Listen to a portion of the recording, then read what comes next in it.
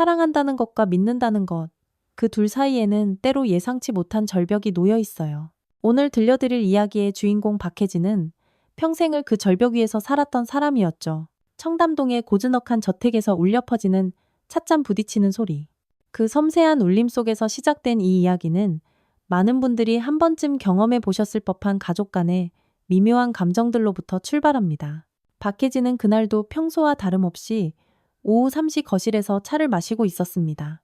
창밖으로 스며드는 따스한 가을 햇살이 고급스러운 인테리어와 어우러져 완벽한 정적을 만들어내고 있었죠. 하지만 그 고요함은 현관문이 열리는 소리와 함께 깨졌습니다. 며느리 이서아가 들어오는 소리였어요. 어머니 안녕하세요. 서아의 목소리는 언제나처럼 밝고 정중했습니다.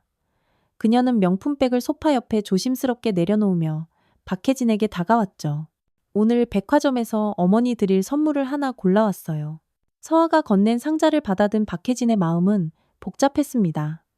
이런 선물이 벌써 몇 번째인지 모를 정도였거든요.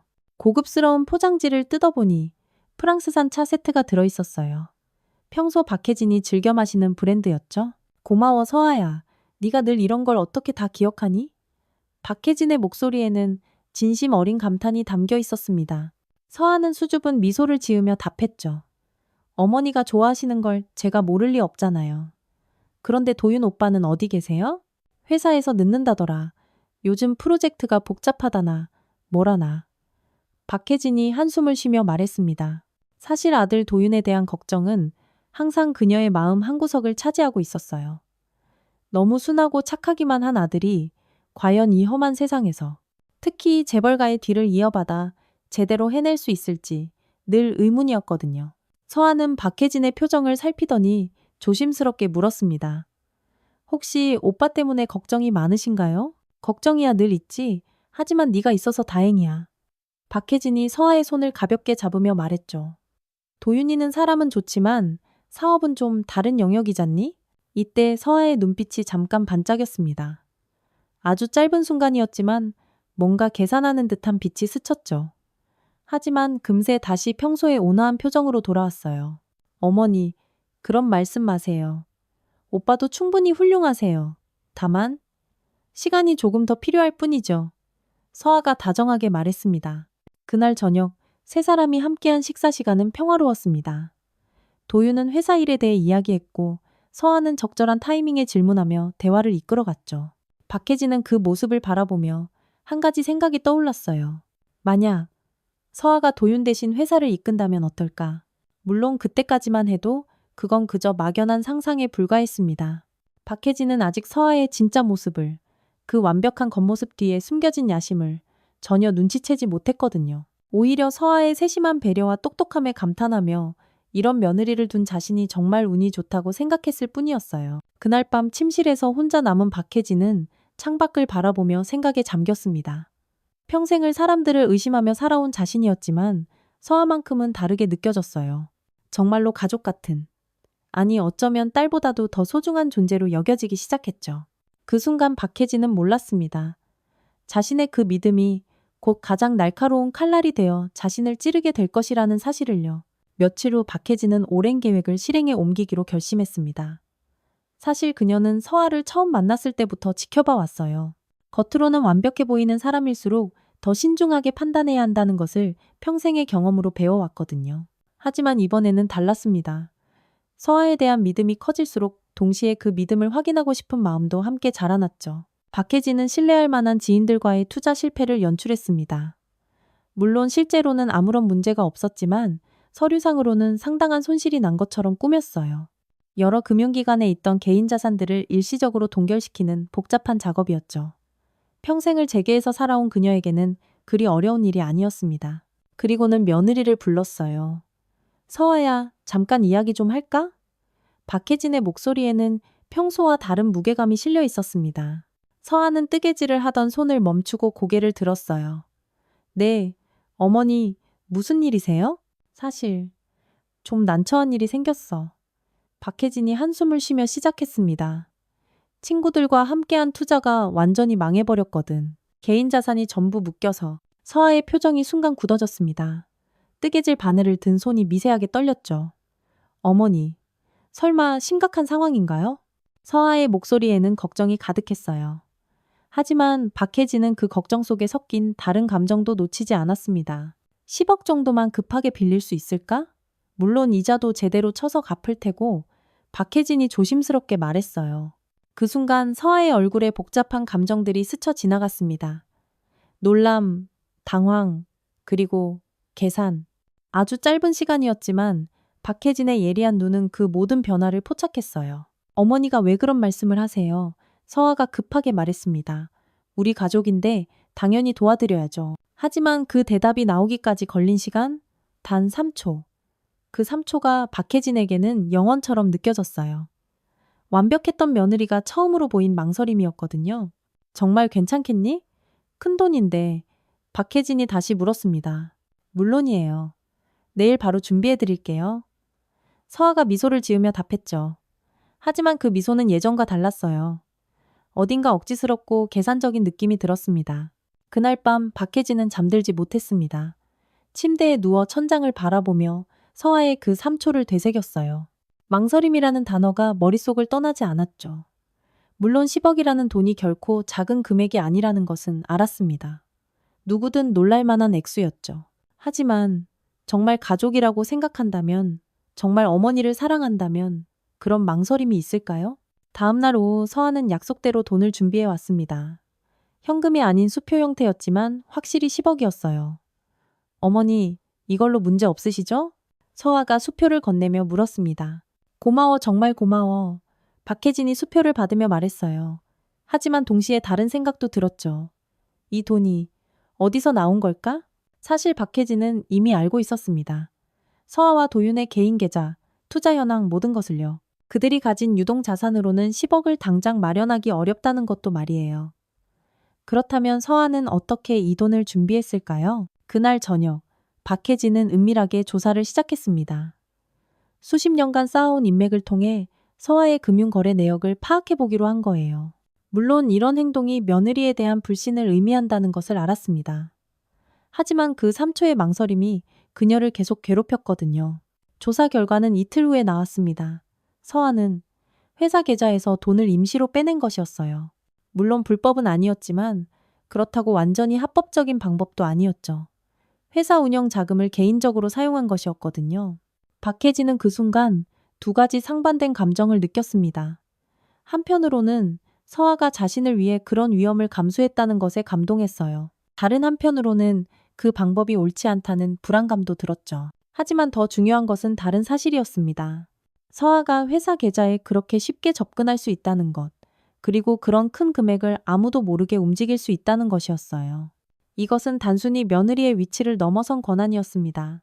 그날 밤 박혜진은 또다시 잠들지 못했습니다. 서아에 대한 믿음과 의심 사이에서 흔들리며 밤을 새웠죠. 아직까지는 의심보다는 믿음이 더 컸지만 작은 균열이 생긴 것은 분명했어요.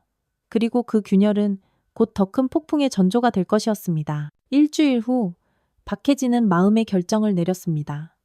서아에 대한 작은 의심들을 떨쳐내고 오히려 더 큰 신뢰를 보여주기로 한 거예요. 빌린 돈을 갚은 후 서아가 보인 태도가 그 결정에 큰 영향을 미쳤습니다. 서아는 돈을 돌려받으면서도 전혀 조급해하지 않았고 오히려 언제든 필요하시면 말씀하세요라며 따뜻하게 말했거든요. 서아야, 오늘 저녁에 시간 있니? 박혜진이 전화를 걸었습니다. 네, 어머니. 무슨 일이세요? 중요한 이야기가 있어서 도윤이 없을 때 둘이서만 이야기하고 싶은데 그날 저녁 청담동 저택의 서재에서 두 사람은 마주 앉았습니다. 박혜진이 평소 가장 좋아하는 공간이었어요. 수많은 책들과 골동품들이 배치된 이곳에서 그녀는 중요한 결정들을 내려왔죠. 서아야, 나는 네가 이 집안의 진짜 기둥이라고 생각해. 박혜진이 천천히 말문을 열었습니다. 서아의 눈이 잠깐 흔들렸어요. 어머니, 무슨 말씀이세요? 도윤이는 좋은 아이야.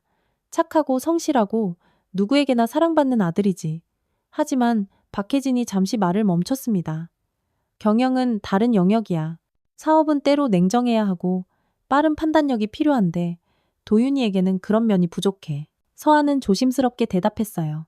하지만 오빠도 충분히 배울 수 있을 거예요. 물론이야. 하지만 시간이 문제지.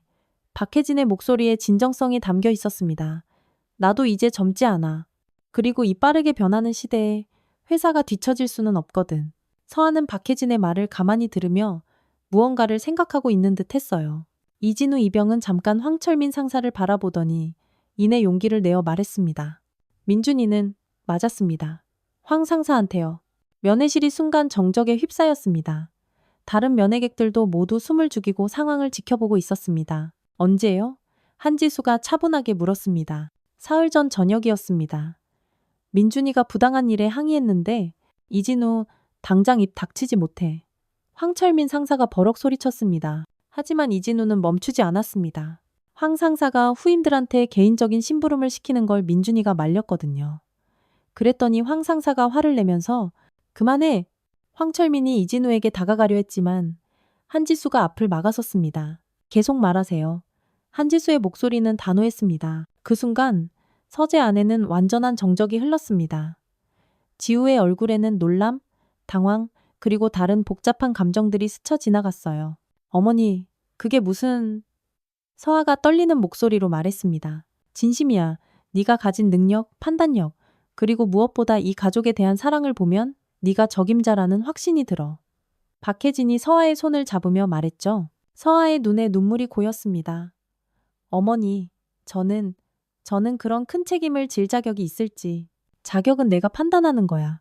그리고 나는 이미 결정했어. 박혜진의 목소리에는 확신이 담겨 있었어요.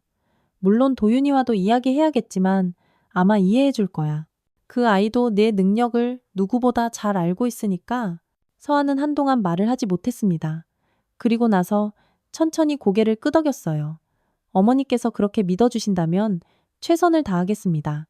서아의 목소리에는 각오가 담겨 있었어요. 그날 밤 박혜진은 오랜만에 평안한 마음으로 잠들었습니다. 드디어 이 그룹의 미래를 안심하고 맡길 수 있는 사람을 찾았다는 안도감이 컸어요. 서아라면 분명 잘해낼 것이라는 확신이 들었거든요.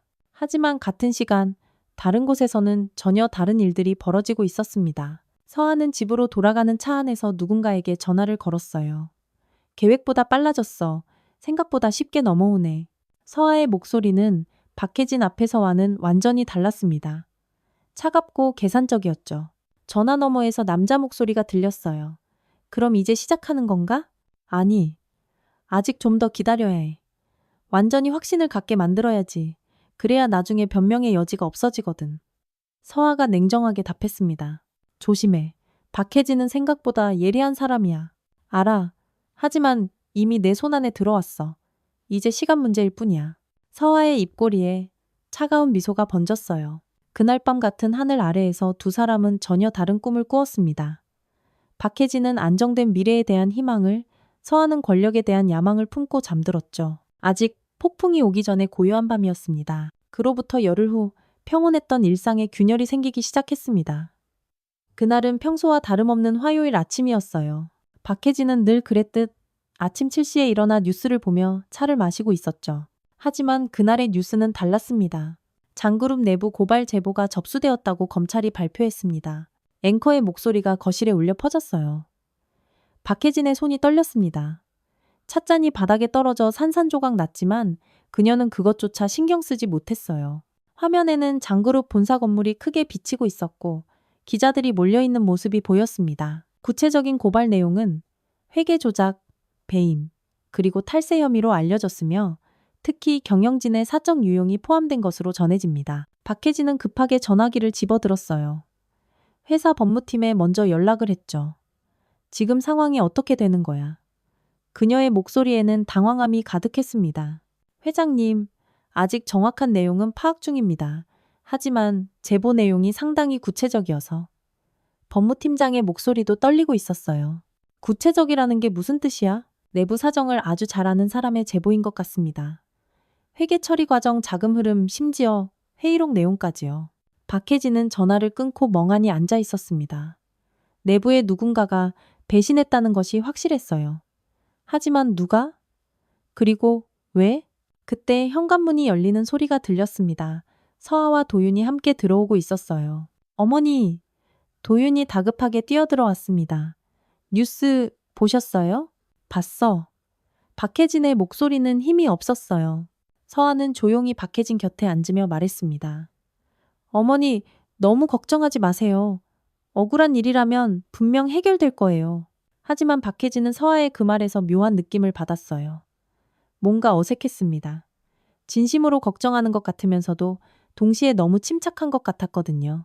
서아야, 혹시 회사 내부에서 뭔가 이상한 움직임 없었니? 박혜진이 조심스럽게 물었습니다. 이상한 움직임이라니요? 서아가 되물었어요. 최근에 누군가 회계 자료나 회의록을 요구했다거나. 서아는 잠시 생각하는 듯 하더니 고개를 저었습니다. 특별한 건 없었던 것 같은데요. 하지만 제가 모든 부서 일을 다 알 수는 없으니까요. 그날 오후 검찰 수사팀이 회사에 압수수색을 나왔습니다. 수십 년간 쌓아온 장그룹의 명성이 하루아침에 흔들리는 순간이었어요. 언론은 연일 이 사건을 톱뉴스로 다뤘고 회사 주가는 폭락했습니다.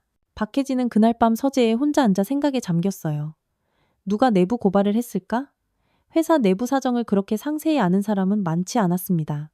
임원급 이상, 그것도 핵심 업무를 담당하는 몇 명에 불과했죠. 그때 문득 서아의 얼굴이 떠올랐습니다. 최근 몇 달간 서아는 회사 업무에 깊숙이 관여해 왔어요. 박혜진이 후계자로 생각한다고 말한 이후로는 더욱 그랬죠. 회계팀, 기획팀, 심지어 법무팀까지 접촉할 기회가 많았습니다. 설마, 박혜진의 가슴이 두근거리기 시작했어요. 하지만 곧 그 생각을 떨쳐냈습니다. 서아가 그럴 리 없다고, 아니, 그럴 이유가 없다고 생각했거든요. 자신이 후계자로 점 찍어놓은 사람이 왜 회사를 망치려 할까요? 다음날 아침, 더 충격적인 뉴스가 터졌습니다.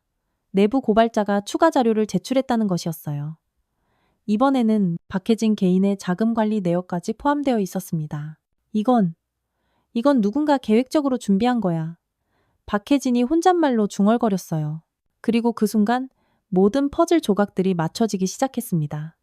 서아의 그 3초 망설임, 회사 계좌에서 돈을 빼낸 일, 그리고 최근의 침착한 반응까지 모든 것이 하나의 그림을 그려내고 있었어요. 박혜진은 떨리는 손으로 휴대폰을 집어들었습니다. 확인해야 할 것이 있었거든요. 만약 자신의 추측이 맞다면 서아는 이미 오래전부터 이 모든 것을 계획하고 있었을 거예요. 그리고 그 확인 작업은 박혜진의 마지막 희망마저 산산조각 낼 준비를 하고 있었습니다. 박혜진은 그날 밤 단잠을 이루지 못했습니다. 새벽 5시가 되어서야 결심을 굳혔어요. 만약 정말로 서아가 배신했다면 가만히 당하고만 있을 수는 없었거든요. 수십 년간 재계에서 살아남은 것이 결코 운만은 아니었습니다. 박혜진은 먼저 가장 신뢰할 수 있는 두 사람에게 연락했어요. 한 명은 20년 넘게 함께 일해온 비서실장 김대리였고, 다른 한 명은 검찰 출신으로 현재 로펌을 운영하는 오래된 지인 박 변호사였습니다. 김대리, 지금 당장 만날 수 있어? 박혜진의 목소리는 평소보다 낮고 조심스러웠어요. 물론입니다. 회장님, 어디서 뵐까요?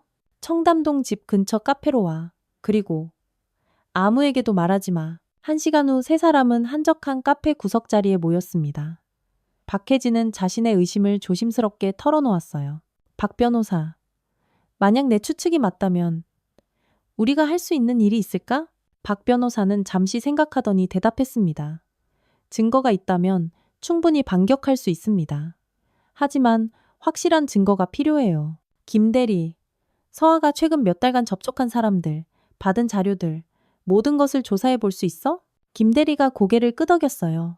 며칠 시간을 주시면 가능합니다. 하지만 조심스럽게 해야겠습니다. 그로부터 사흘간 박혜진은 완벽한 연기를 했습니다. 서아 앞에서는 여전히 당황하고 무력한 모습을 보였어요. 언론 인터뷰 요청도 모두 거절했고 검찰 조사에도 소극적으로 대응했습니다.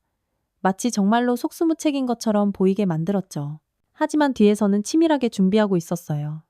김 대리가 가져온 자료들은 박혜진의 추측이 맞다는 것을 확실하게 보여주었습니다. 회장님, 이서아 씨가 지난 6개월간 외부 인사들과 만난 기록입니다. 김 대리가 두꺼운 파일을 건넸어요. 파일을 넘겨보던 박혜진의 얼굴이 점점 굳어졌습니다. 투자회사 임원들, 경쟁사 관계자들, 그리고 심지어 언론사 간부들까지.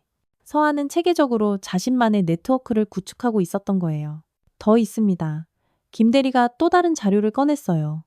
이서아 씨가 복사한 회사 자료들입니다. 대부분 기밀 문서들입니다. 박혜진은 그 자료들을 보며 소름이 돋았어요. 서아는 정말로 오래전부터 이 모든 것을 계획하고 있었던 것입니다. 박 변호사, 이 정도면 충분한가? 네, 충분합니다. 오히려 너무 많을 정도예요. 박 변호사의 목소리에는 확신이 담겨 있었어요. 그 다음 주, 박혜진은 반격을 시작했습니다. 하지만 정면 승부가 아니었어요. 그녀도 서아처럼 조용하고 치밀하게 움직였습니다. 먼저 서아가 구축한 네트워크의 약점들을 파악했어요. 그 사람들이 서아와 만나면서 어떤 대가를 받았는지, 어떤 불법적인 거래가 있었는지 조사했습니다. 놀랍게도 여러 곳에서 문제가 발견됐어요. 투자회사 임원은 내부 정보를 이용한 주식 거래를 했고, 경쟁사 관계자는 기업 기밀을 빼돌렸으며, 언론사 간부는 기사 거래를 했습니다. 서아가 만든 네트워크 자체가 불법의 온상이었던 거예요. 이제 시작이야. 박혜진이 박 변호사에게 말했습니다. 동시에 박혜진은 자신만의 무기도 꺼내들었어요. 수십 년간 쌓아온 진짜 인맥들이었습니다. 검찰, 언론, 재계 인사들. 이들은 서아의 얄팍한 네트워크와는 차원이 다른 사람들이었어요. 한 주가 지나자 상황이 바뀌기 시작했습니다. 서아를 둘러싼 의혹들이 하나씩 제기되기 시작한 거예요. 처음에는 작은 기사들이었지만 점점 커져갔습니다. 서아야. 어느 날 저녁 박혜진이 며느리를 불렀어요. 네, 어머니. 요즘 힘들지? 언론에서 너까지 의심하는 것 같던데. 서아의 얼굴에 잠깐 긴장이 스쳤어요. 괜찮아요, 어머니. 사실이 아니니까. 두렵지 않아요. 하지만 박혜진은 알 수 있었습니다. 서아가 불안해하고 있다는 것을 말이에요. 그리고 그 불안은 곧 공포로 바뀔 것이었습니다. 서아의 몰락은 예상보다 빠르게 진행됐습니다. 박혜진이 뿌린 씨앗들이 일제히 싹을 틔우기 시작한 거예요. 먼저 서아가 접촉했던 투자회사 임원이 내부자 거래 혐의로 조사를 받게 됐습니다. 그 과정에서 서아와의 연관성이 자연스럽게 드러났죠. 이서아 씨가 장그룹 내부 정보를 제공한 대가로 개인적인 이익을 취했을 가능성이 제기되고 있습니다. 뉴스 앵커의 목소리가 거실에 울려 퍼졌어요. 서아는 소파에 앉아 그 뉴스를 보며 얼굴이 창백해졌습니다. 옆에서 박혜진이 조용히 지켜보고 있었어요. 어머니, 이건 말도 안 되는 소리예요. 서아가 급하게 말했습니다. 그래, 나도 그렇게 생각해. 박혜진이 담담하게 답했어요. 하지만 사람들은 의심하기 시작했어. 연기는 오래가지 못하는 법이야. 그 말에 서아의 눈빛이 흔들렸습니다. 연기라는 단어에 반응한 거였어요. 다음 날 더 큰 폭탄이 터졌습니다. 서아가 복사한 기밀 문서들의 존재가 언론에 공개된 것이었어요. 보안 카메라 영상까지 함께 공개됐죠. 이건 어떻게? 서아가 떨리는 목소리로 중얼거렸어요. 도윤도 충격을 받았습니다. 서아야, 이게 정말이야? 네가 정말 회사 자료를... 오빠, 나는... 서아가 말을 잇지 못했어요. 박혜진은 두 사람을 조용히 바라보며 말했습니다. 서아야, 이제 진실을 말할 때가 되지 않았을까? 그 순간 서아의 가면이 완전히 벗겨졌어요. 더 이상 완벽한 며느리 연기를 할 수 없다는 것을 깨달은 거였죠. 어머니께서 모든 걸 알고 계셨군요. 서아의 목소리가 완전히 바뀌었습니다. 차갑고 날카로웠어요. 언제부터 알았지? 박혜진이 물었습니다. 10억을 빌려달라고 하셨을 때부터요. 그때 어머니 눈빛이 달라졌거든요. 서아가 씁쓸하게 웃었어요. 도윤은 두 사람의 대화를 이해하지 못하겠다는 표정이었어요. 도대체 무슨 이야기를 하는 거야? 도윤아, 박혜진이 아들을 돌아보며 말했습니다. 내 아내는 우리 가족이 아니었어. 처음부터 우리를 이용하려고 접근한 거였지. 서아가 마침내 본색을 드러냈습니다. 맞아요. 처음부터 계획이었어요. 이 집안에 들어와서 권력을 손에 넣는 것 말이에요. 그럼 나에 대한 사랑도 가족에 대한 애정도 모두 거짓말이었단 말이야. 도윤의 목소리가 떨렸어요. 사랑? 서아가 비웃었어요. 오빠는 그저 이 집안에 들어오기 위한 수단이었을 뿐이에요. 그 말에 도윤이 무너지듯 소파에 주저앉았습니다. 이후 며칠간 상황은 급전개됐어요. 검찰이 서아를 참고인으로 소환했고 언론은 연일 이 사건을 톱뉴스로 다뤘습니다. 서아의 과거까지 파헤쳐지기 시작했어요. 이서아 씨는 대학 시절부터 재벌가 남성들과의 만남을 통해 상류층에 진입하려 했던 것으로 알려졌습니다. 기자의 리포트가 계속됐어요. 며칠 후 서아는 배임과 업무상 배임, 그리고 증권거래법 위반 혐의로 구속됐습니다. 완벽했던 그녀의 가면이 완전히 벗겨진 순간이었어요. 박혜진은 그날 밤 서재에 혼자 앉아 있었습니다. 승리했지만 기쁘지 않았어요. 오히려 허무했습니다. 자신이 그토록 믿고 사랑했던 사람이 거짓말쟁이였다는 현실이 너무 아팠거든요. 도윤은 며칠째 방에서 나오지 않고 있었어요.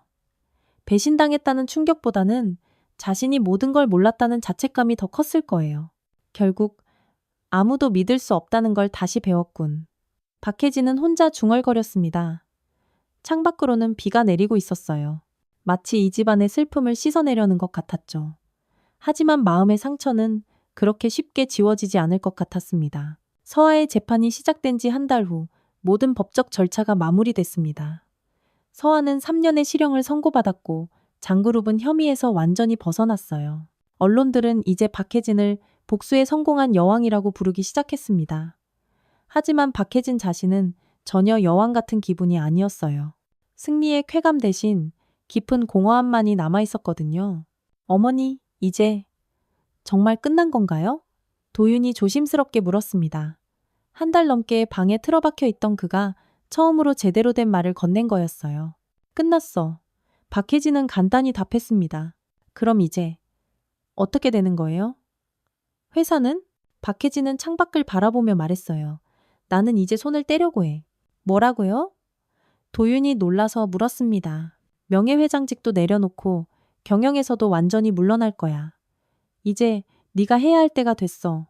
도윤의 얼굴에 당황과 불안이 동시에 스쳐 지나갔어요. 저는 아직 준비는 하면서 하는 거야.